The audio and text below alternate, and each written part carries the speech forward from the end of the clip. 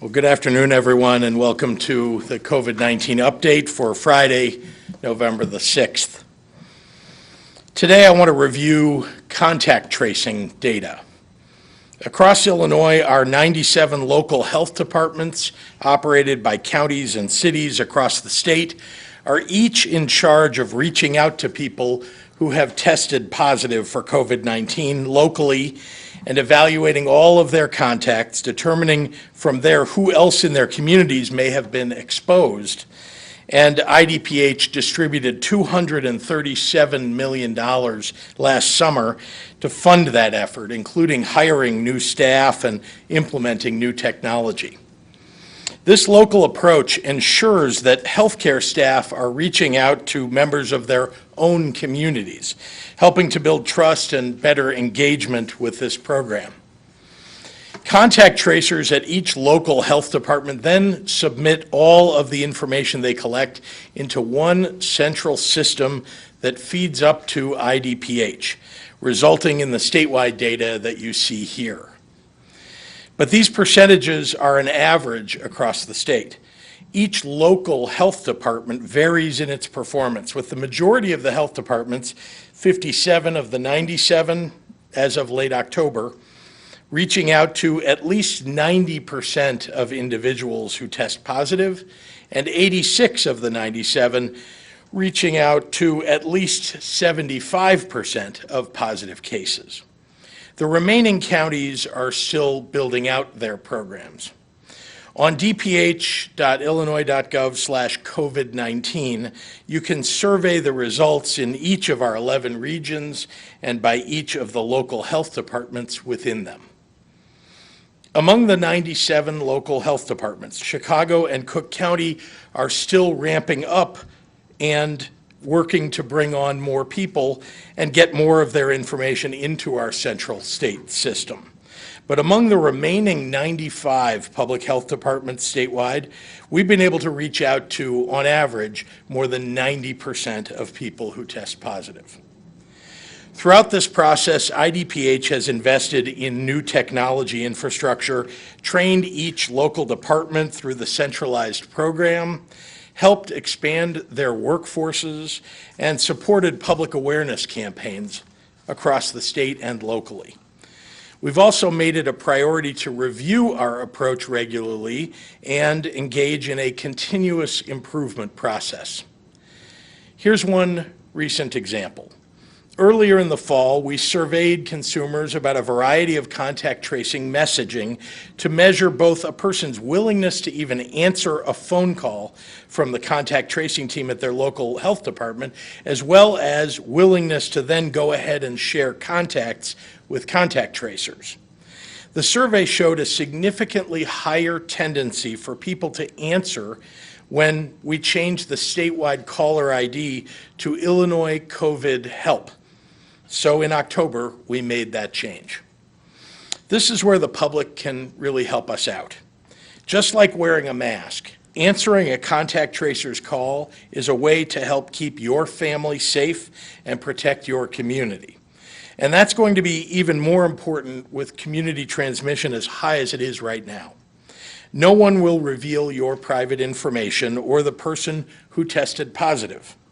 But we want to be sure that you know you've been in contact with a positive case and what your options are to keep yourself and your family safe.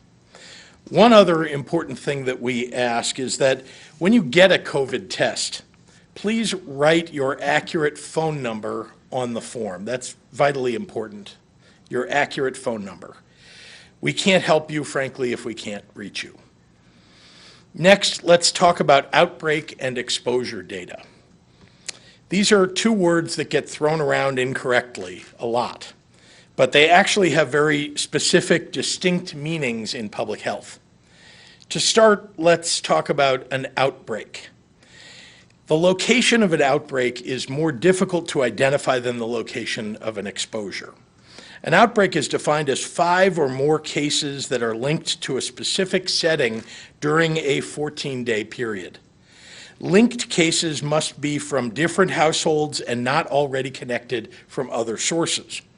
And while certain settings like a college campus, a factory, or a group home may make it easier to determine an outbreak, most establishments that are frequented by the public, like restaurants or grocery stores, are not easily determined as the setting of an outbreak based upon those rules.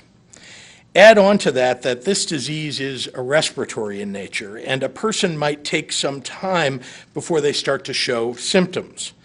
And you can see why where outbreaks occur is important information, but far from the whole picture.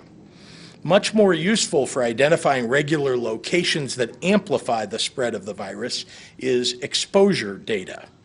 Particularly useful for the average person who wants to design their day-to-day in a way that reduces the highest risks.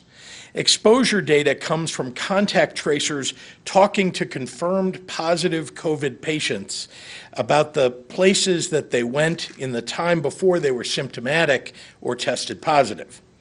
For most people, especially those who don't have the ability to work from home, that's going to amount to multiple locations. The day before a person tested positive, for example, she might go to work and then stop at a grocery store and then stop and get drinks with friends at a bar. That's 3 exposure locations, and that's just one day. Why is this important? Because exposure data is going to give you a sense of where you're at the greatest risk for catching COVID-19. And particularly when we see community transmission as high as it is around the state, the risk is going to scale up across the board. Remember, masks are vitally important and the best tool for reducing risk, but even with a mask, you don't eliminate risk, especially when inside in proximity to other people. And when you're taking your mask off in public to eat or to drink or even to chat, you're upping your risk. So here's our exposure data to date in Illinois. As you would guess, workplaces and schools are going to be big because anyone reporting to their workplace every day or any student or teacher engaged in in-person learning who tests positive is probably going to list school or work as a place they were before they tested positive. But the single largest category of exposure location statewide is restaurants and bars. And we see similar trends on a region-by-region basis, which you can review on the IDPH website. This aligns with the CDC study that came out earlier this fall. The study shows that when a COVID-positive person could not identify a close contact that may have given them COVID, they were twice as likely to report dining in a restaurant in the 2 weeks prior to diagnosis. These are facts. And if the facts change, we can change our response. But all the data we have so far points to these locations where people remove their masks in close contact for an extended period of time as a major source of risk. And frankly, importantly, our mitigation plans reflect the fact that those are a major source of risk. Moving to school exposure data. I know the size of that school column on the exposure sites might alarm some parents, so I want to offer a couple of caveats on this data. First, this is exposure data, not necessarily the exact location where a student or teacher actually contracted COVID-19. Anyone who goes into a school building regularly would have likely reported school as a place they went before they became a confirmed positive. That doesn't at all mean that school is where they contracted the disease originally. And remember that masks are required in school and are not intended to be removed for extended periods of time. Second, while we have school-based data broken out by school on our website, this is exposure data that comes through contact tracing at local health departments. The best data for any one specific school will come from the area local public health department. Schools are required to let parents and local health officials know about any positive cases. In terms of school outbreaks, we have 10 schools that have currently reported confirmed COVID-19 outbreaks across the state. Again, local health departments will be the best source of information on any specific school. These outbreaks do not include secondary cases that may occur in a household, among a household member who's not been on the school grounds. But they do include those associated with before and after school programs like sports. In our statewide outbreak data, we see a pattern of formal group gatherings making up the majority of our confirmed outbreaks. Again, these are the settings where it's easiest to trace the origins of someone's illness and declare a situation a formal outbreak. I mentioned the reasons why outbreaks are difficult to pin down, and I'll add that with rates of spread the way they are right now, it's only going to get harder because this disease isn't concentrated right now. It's widespread. This data will be updated every Friday for you on a weekly basis, joining the rest of our publicly available COVID-19 metrics at dph.illinois.gov. And with that, I'd like to turn it over to Dr. Ngozi Ezike.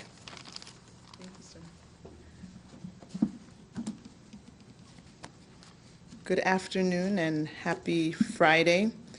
In addition to the data that the governor just spoke about, I want to tell people that we are also adding, similar to the CDC, we will begin reporting confirmed and probable cases.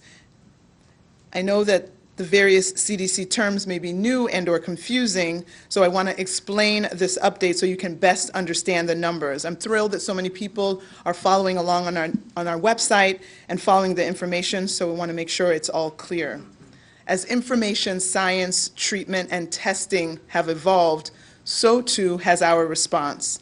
In August, the national case definition was changed so that an antigen test alone would be considered a probable case. With the increased use of antigen tests, we will get more probable cases, and we want to make sure that we capture all of those cases that are diagnosed via antigen tests, similar to how the CDC does this and similar to how other states are calculating this as well, so that we can show our actual true burden of disease here in Illinois. The result of this is that the total number of cases since the beginning of the pandemic that we report today is going to look quite a bit higher because we have added all the probable cases since the beginning of the pandemic. Those were already reported each week on our website, but we're bringing that in. So there's approximately 7,600 additional cases that will be added to Illinois' total number of cases. To be clear, these are not being counted as new cases that occurred in the last 24 hours. These are previously reported probable cases that are now being included in our total grand case count instead of having them separated out.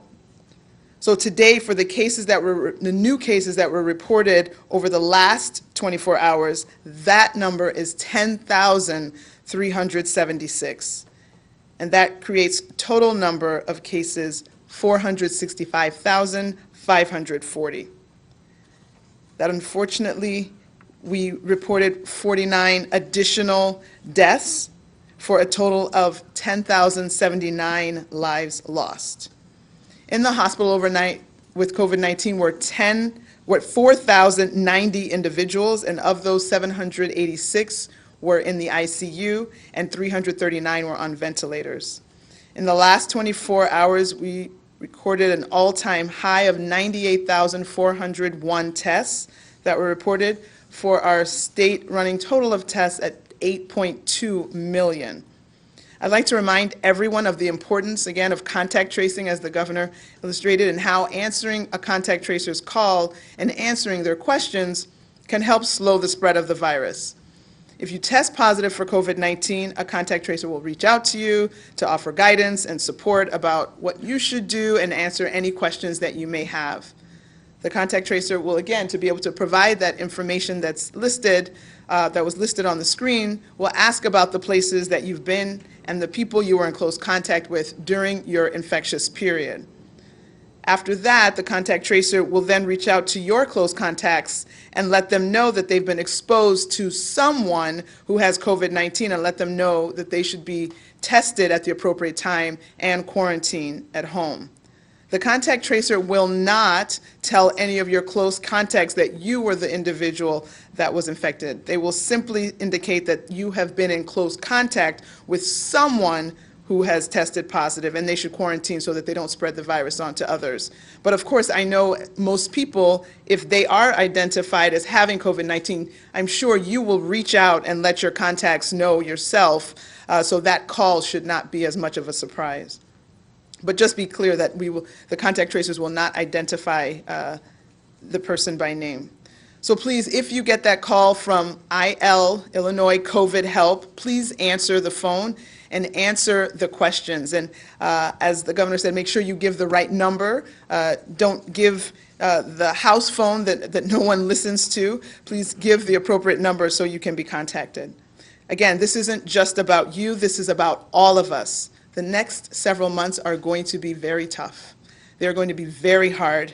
But how tough and how hard and how bad it is still depends on us. Let's please think beyond ourselves and do what we can to protect all of us. Again, that involves masking, maintaining your distance, washing your hands. And please get your flu shot.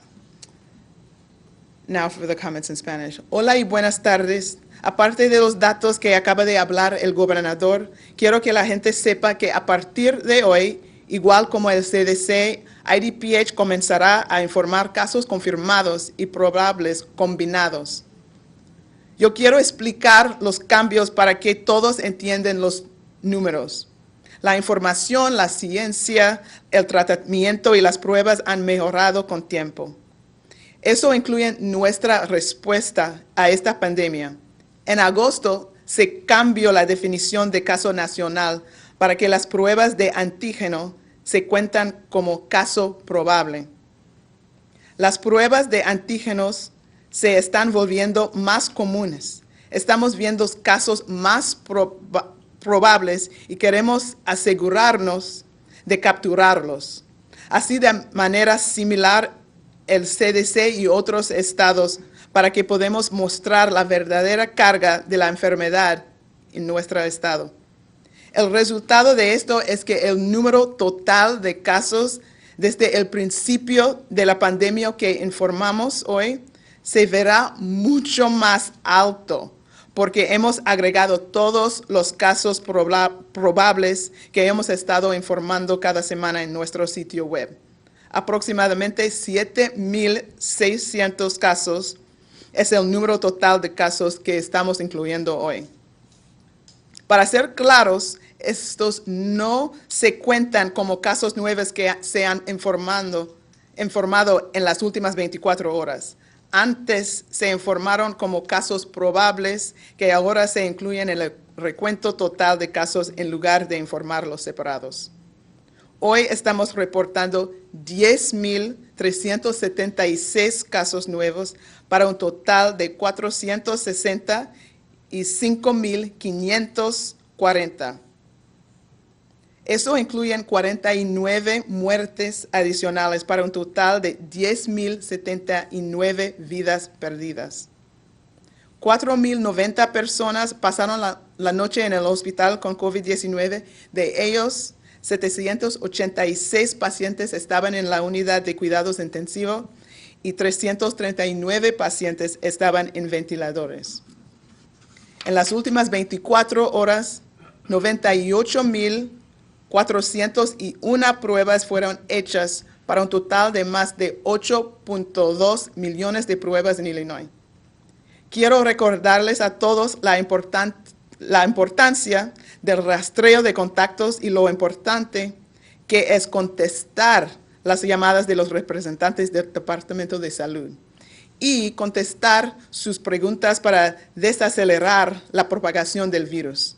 Si usted da positivo por el COVID-19, un representante le llamará para ofrecerle ayuda y orientación sobre lo que debe hacer y contestar cualquier pregunta que usted tenga. El representante le preguntará sobre los lugares que usted haya visitado y sobre las personas con quien tuvo contacto. Después, el representante les llamará a sus contactos para informarles que estuvieron expuestas a alguien que tiene el COVID-19. Informarles que deben hacer una prueba y hacer cuarentena en casa. El representante no compartirá con sus contactos que usted es la persona infectada. El representante simplemente les indicará que tuvieron contacto con alguien que dio positivo y que deben hacer cuarentena para no seguir propagando el virus, si es que se han infectado.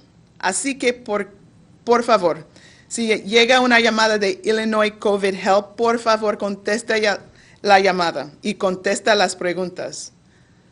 No se trata solo de ti, se trata de todos nosotros. Por favor, piensa en tus vecinos. Vamos a tener un periodo difícil por los meses siguientes. Haga lo necesario a proteger a tu comunidad. Recuerda los 3 M's. Su máscara, las manos, lávense las manos y mantenga su distancia. Muchísimas gracias para su apoyo. And with that, I will turn it back over to Governor Pritzker. Thanks, Doctor. Happy to take questions from members of the media. Governor, a number of testing sites in the suburbs have run out of their supplies within the first hour of opening. Can you address the question? Just recently, because what we've asked all of the testing sites anywhere that needs additional, testing or supplies to notify IDPH to make sure that we know about it. We want to make sure we're providing it everywhere we can. And obviously, as the case numbers grow and people's desire to go get a test increases, we're seeing that sort of situation. But we have testing ability. We're trying to spread it out across the state. It isn't unlimited. It's not unlimited, but I think we've done a pretty good job of trying to get it particularly into the southern region of the state, where this is a relatively new phenomenon for them, at least over the last couple of months. This is new as opposed to the first few months. And so I know that a lot of people there are getting more concerned than they have been before. But we're going to do everything we can to get enough tests. I can't, manufacture the tests, but I will say that we have ramped up testing. I think today we're at 98,000, nearly 100,000 tests. And if you'd told me, in May that we would get to 100,000 tests, I would have told you that sounds near impossible, but here we are. Yes, sir. Governor, yesterday you had mentioned the possibility of stricter mitigations if we don't bend the curve once again. Can you be specific about what it is that is on the table? Are we talking retail? Are we talking hair salons? Are we talking complete in-person shutdown at restaurants? What are we talking about? No, I can't be specific right now because what I've said to you, and I think I said to you yesterday, is I think you can see on the website that they're at various stages of mitigations as we were very tight, coming off of the stay-at-home order to, into phase 2, phase 3, and then phase 4. You can see what all the mitigations have been, and so those are mitigations that we continue to evaluate now as we think we need to, consider rolling things back. But, it's the last thing I want to do, but I'm ready to do it because if we can't make these numbers, flatten and head back down again, the only way that we know right now, because there's no medication, there's no vaccine, the only way really that science has told us that we can limit the number of cases or the epidemiological spread of the disease is by having less interaction, and less interaction means cutting off people's ability to interact in various places. I mean, in presenting the contact tracing data regarding restaurants, are you looking at the possibility of takeout and delivery only at restaurants? Well, I think actually the shutting down the indoor service at restaurants and bars does have the effect that we've seen in the studies. It has the effect of limiting the amount of exposure that people have. Outdoor, I realize, we live in Illinois, so outdoor is hard to do as we get further into the winter. But the fact is that outdoor with a lot of ventilation, can be an effective way for people to continue having service. So you're talking about pickup and delivery only, but I think we've also seen this outdoor service with ventilation working as well. And just one last one. With people making plans for Thanksgiving, they would probably like to know sooner rather than later. Is it likely you may be moving the entire state to like a tier 2, 10 people or less per gathering? I can't even answer that. I mean, this virus moves very quickly sometimes. We're on the verge. I mean, we've been moving in a linear fashion, but we're definitely potentially coming to an inflection point where it could go exponential. If it does go exponential, and that's what happened last spring, you remember. If it does, then we'll be in a world of hurt. We're in a bad situation now. So. But I'm not looking at the broader mitigation of stay at home as something I would do I don't know, in the coming days or week. But I can't guarantee you what it looks like 2 weeks from now or 3 weeks from now. I just don't know. None of us, frankly, expected that the entire country would be swept with an increase in COVID-19. I mean, obviously, let me just say, obviously, in the summer, people, and even in the spring, people were talking about the potential for a fall surge. And we prepared in every way that we could for a fall surge. But the idea that it could move this quickly, the number's up now above 10,000 cases in a day. It's frightening. And so I can't tell you what next week or the week after are going to look like. We'll do one more in the room and then go online. Question for Dr. Zika. Would you mind giving a little more detail about the statistic in terms of probable cases, what goes into that determination? Yes, thank you for the question. So confirmed cases are the cases that had the PCR test, that had the molecular test, the antigen tests. There's the Binax Now that we have gotten hundreds of thousands of tests from the federal government, and we've been passing those out to local health departments in different places where we're piloting its use. Those are not considered, when you get the positive test on that, those are not considered confirmed cases. Those are called probable cases.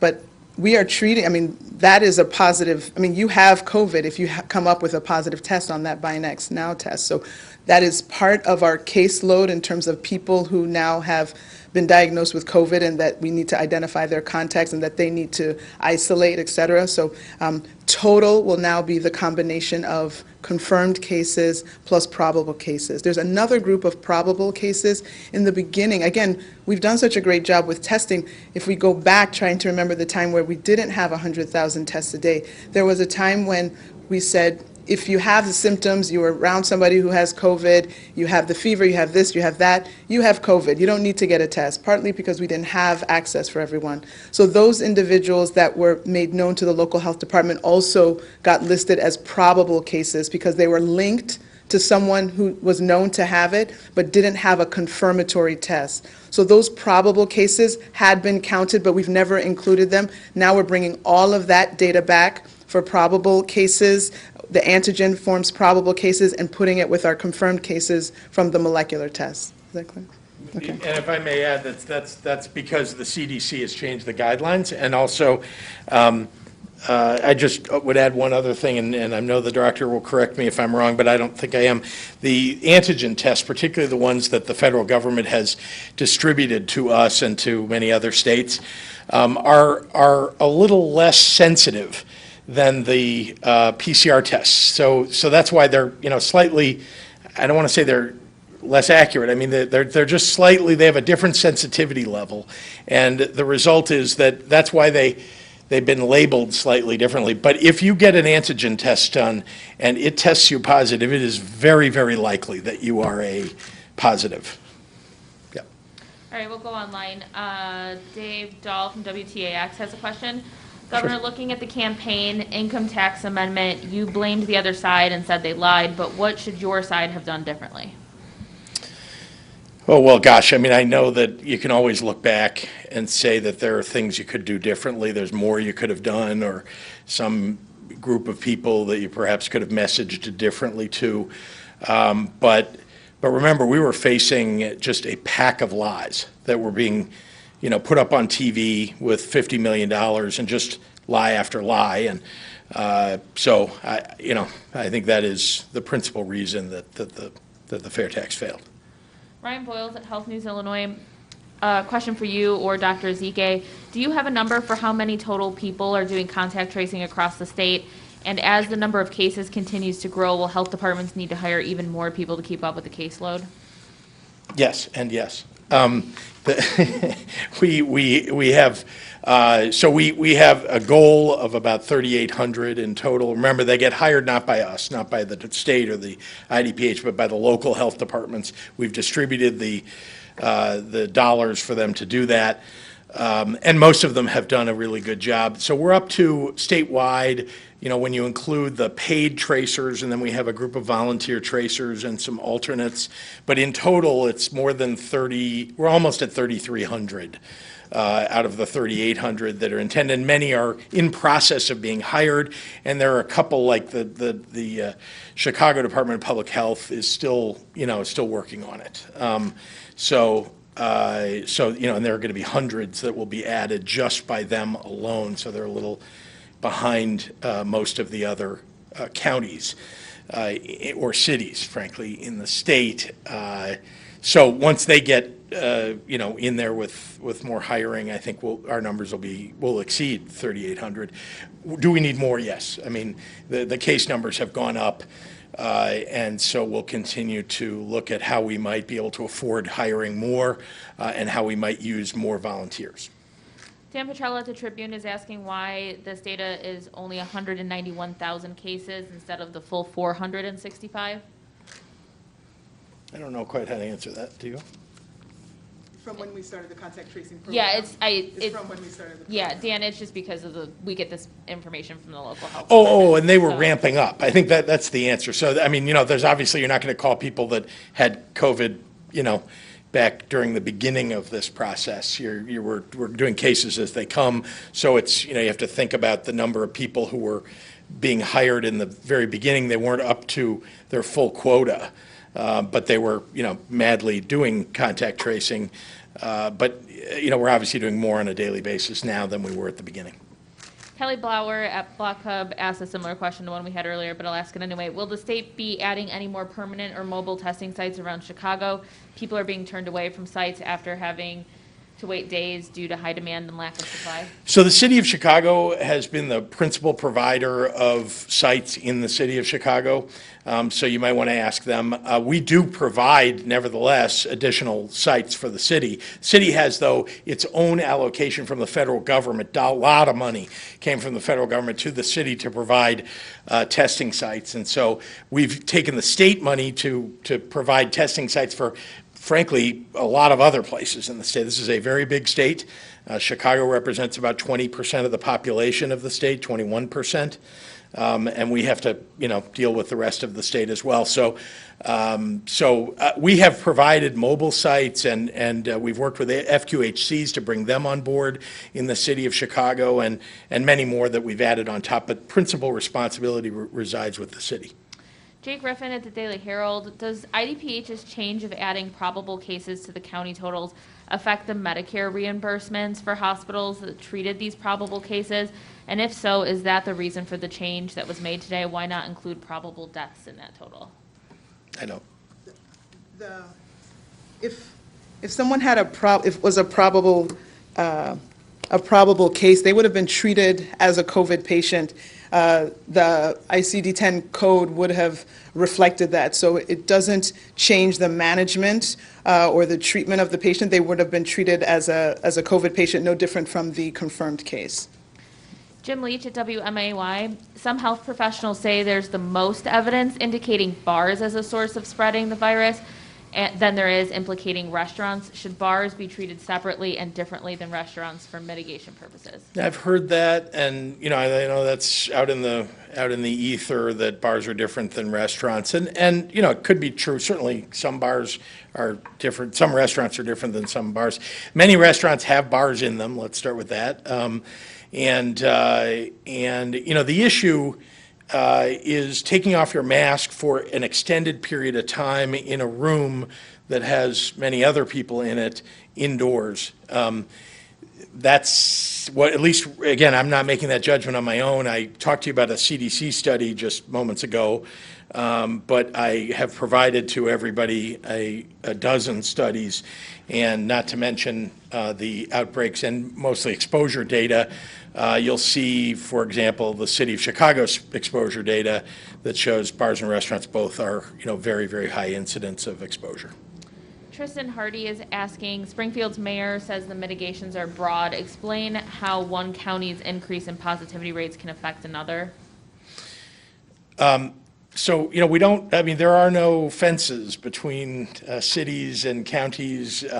We don't do that in the United States. And I know people who cross over borders of counties and cities regularly for work or for something else, to visit family, to stop by a grocery store, so many other things. So the truth is that this idea of, trying to wall off one area and treat it differently it's difficult to do. It's almost impossible to do. We, as you know, we broke the state up into 11 regions because we thought that would allow us, we could look at the data in a more granular fashion from when we had the state broken up into 4 regions. And before that, we had 1 region. It was the entire state. So I just want to remind everybody, it's very hard to get very granular, though.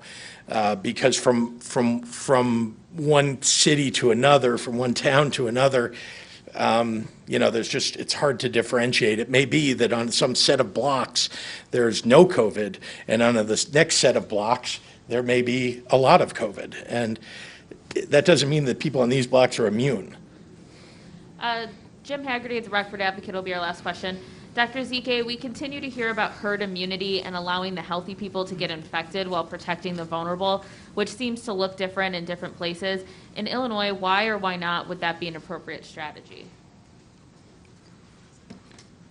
Herd immunity suggests that if you get to a certain population, a certain percentage of the population now having the disease, that would mean that, and we don't know exactly what that number is for COVID. I've seen estimates that say 60, 70, 80%. Let's even say that it's 60%. We think maybe the population in Illinois that has been infected with this virus is maybe 5 to 10%, right? 5 to 10%, and we got 10,000 deaths to get 5 to 10% of the people to have had the infection. The thought of how many people would need to get the infection and die to get to that 60, 70, 80% is unfathomable. And so that is not, I dare say that's not a moral way to approach this, to think that we would sacrifice that many lives to get to this, quote, herd immunity. All right, thanks everyone. Thank you.